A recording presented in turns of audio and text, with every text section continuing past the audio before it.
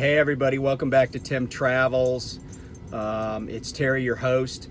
Today is April 15th. Now, normally this is a date that people sometimes dread, including me, because it's tax day. But it's not tax day this year. That's been pushed back till, I believe, May 15th. So you got another month if you're a procrastinator like I have tended to be many times. But so there's a couple happy anniversaries of this date. Today, on April 15th in 1947, Jackie Robinson took the field for the first time as a Brooklyn Dodger at Ebbets Field in Brooklyn, New York. His story's pretty famous. The movie 42 is about that time. Jackie was played by a guy named Chadwick Boseman, of course, who's passed away too young. And actually, Jackie Robinson passed away at the age of 52, so I think that was too young for a guy of his stature. But then 50 years later, so 1997 on this date, the Commissioner of Baseball retired Jackie Robinson's number throughout all of baseball. So no Major League player can wear number 42. In commemoration of Jackie Robinson breaking the color barrier. A couple of sad anniversaries, also April 15th. 1865 is the day that President Lincoln died. He died about between 7 and 8 in the morning following his being shot the night before by John Wilkes Booth in Ford's Theater in Washington, D.C. So a lot of times his assassination date is given as the 14th, but he didn't die till the 15th, the morning of the 15th. And then another kind of sad anniversary is this is the day of the Boston Marathon bombing. That happened on April 15th also. So few events. I'm in Arkansas today. I drove over from Alabama, basically graveyard shift. But I wanted to get a video out today. I wasn't really planning on this. I'd been putting together another one of my videos on, owner operators and lease operators and, kind of financial security, how to have your own business. But I came across a live feed today, and I've seen this person before, and I kind of thought that they were a trucker.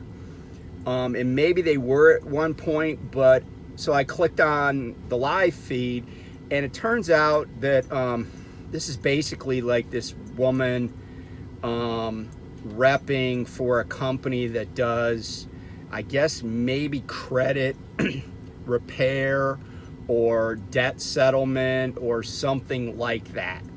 And with the idea that that will be a vehicle for somebody to get into a truck, whether it's, a Class 8, a box truck, a dually, so they can be a hot shot or whatever it is, right? And, I don't have any problem with people making a living, but I will tell you this. I used to represent clients referred to me by debt settlement companies. And then years later, I actually represented banks like Bank of America, Citibank. I've represented a lot of banks. I've represented Chrysler Motor Credit, and so I'm kind of familiar with that consumer credit thing and stuff like that. But I wanted to do a quick video and just explain some stuff about that and how the law looks at it and how it can impact you. So there are companies that do quote credit repair, and there is value in that if they know what they're doing. However, it's certainly something that you can do yourself. And how they do it is basically they take a look at your credit report, and then through a process that's mandated by law, they can challenge negative credit reporting on your from the three major credit reporting agencies.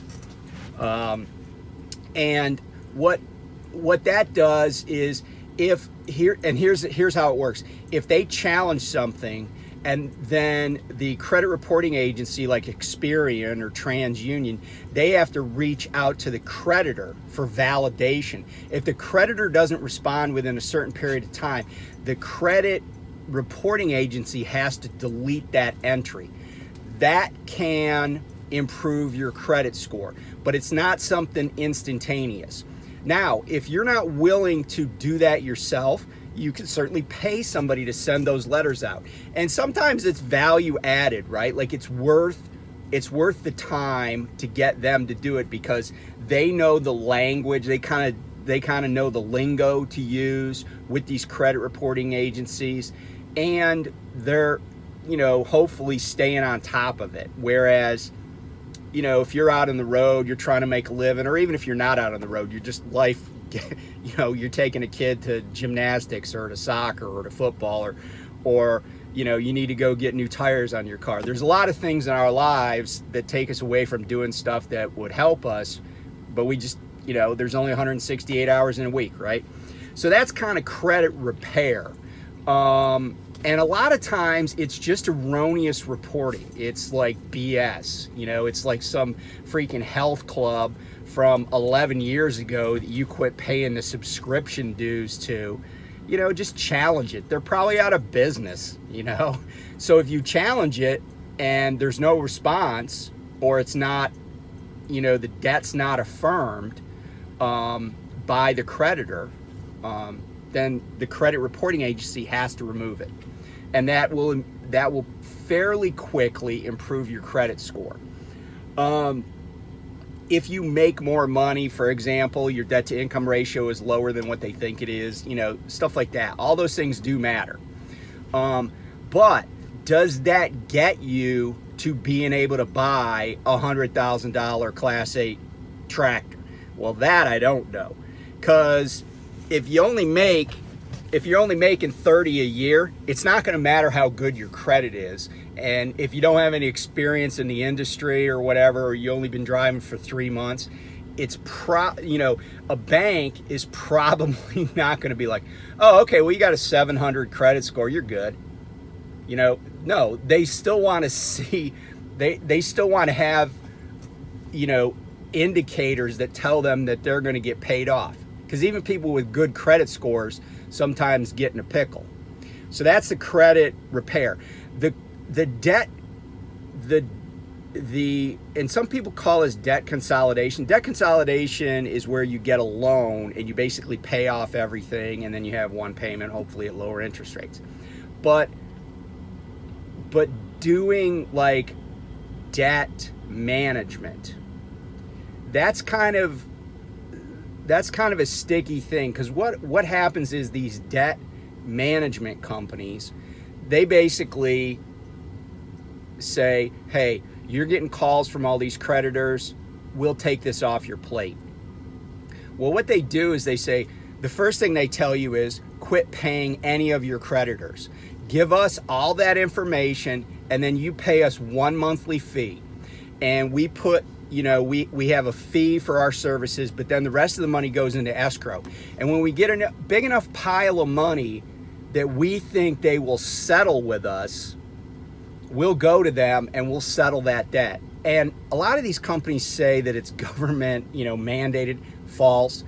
That their program is like a government mandated program. That's false. A lot of them say that your creditors must, settle. That's false. That your creditors must deal with them. That's false. Okay? There are a number of things that some of these outfits will say that just aren't true.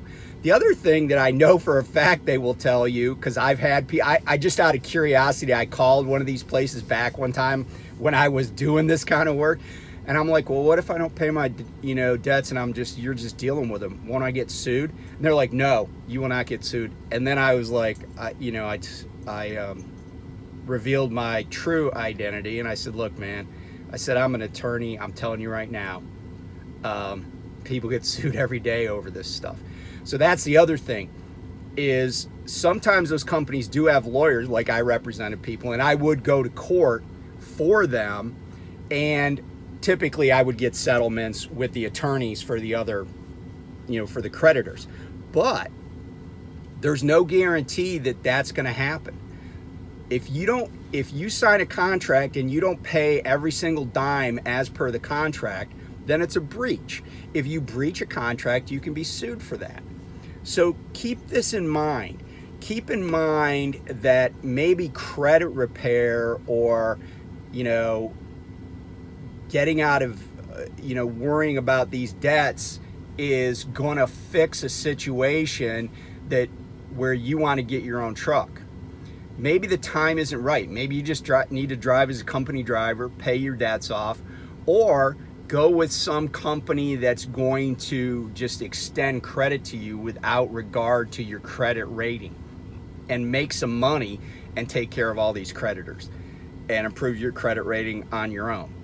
So I'm not saying that these services can't provide help, but it's not going to probably give you what you want or need in the short term, and you're going to be spending more money than you otherwise would. Because here's the secret: if you call the creditor yourself and say, "Look, I just don't have the money for this, but I know you don't want to litigate it," and they're going to push back, you can settle with them. I can't tell you, because it would be, even if I remembered, but I don't think I remember, I can't really tell you what my client's parameters were because it's privileged. But I will tell you that just generally, a lot of times creditors, especially if it's a third party creditor, like the debt was bought from the original creditor, a lot of times they'll take 40, 50 cents on the dollar. They'll try to get you to pay a lot more, and their debt collector people on the phone work on commission. They'll try to get you to pay a lot more, and they'll threaten you, and by the way, that's illegal too. If they say they're going to send the police or some other bull crap, shoot a message to me. I'll tell you what the deal is. But just don't put the cart before the horse. Okay. Don't go paying a company to restore your credit rating when you're not going to be a good credit risk regardless of your rating for other factors. Save that money. Just pay off your creditors. Okay. Hope this was helpful. I know it's a little short fused, and I'm willing to discuss, if you got specific questions, I'll try to point you in the right answers. I obviously won't give you legal advice because every state's a little bit different anyway. But I can maybe give you some references for like where to look on the internet or how to just strategically approach calling somebody. Take care, be safe out there. I'm going to be uploading another video. It's kind of a two-parter that I did on a little bit of old man trucker working out that I hope will inspire some people and be helpful. So anyway, talk to you later. Be safe. See you next time.